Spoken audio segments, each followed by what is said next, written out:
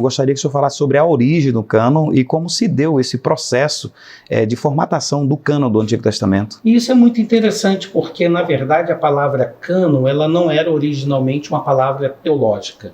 A palavra cânon do original grego poderia referir-se a qualquer norma, qualquer regra.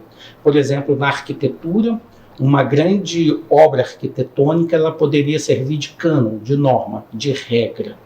Então, se fala até mesmo dos escritos de Aristóteles como cânon da filosofia, e o próprio Aristóteles falava do homem bom, do homem virtuoso como cânon e aferimento da verdade.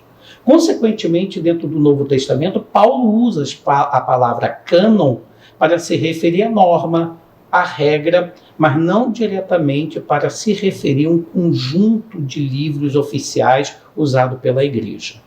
Então, nesse caso, o hebraico não conhece diretamente uma palavra semelhante a cânon, como um conjunto de livros.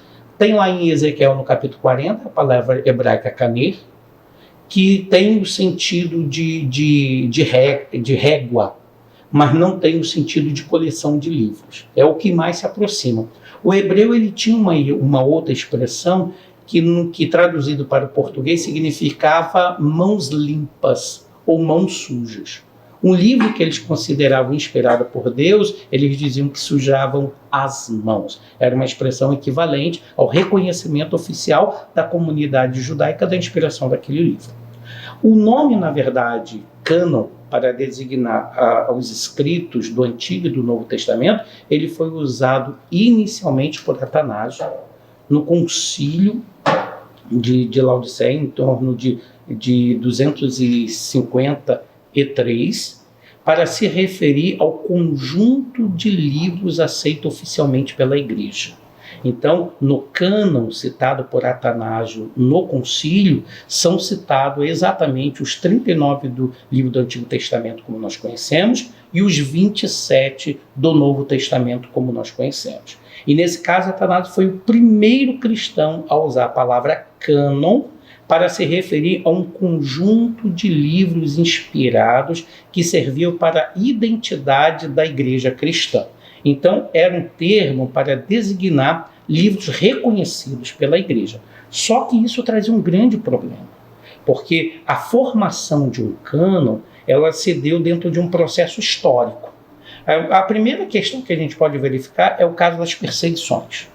As perseguições do Estado romano contra a igreja, levando em consideração que possuir um livro cristão poderia levar o indivíduo à morte, ao martírio, então a igreja de pronto teve que decidir e distinguir qual é um livro inspirado que o cristão poderia dar a vida por ele, de um livro não inspirado.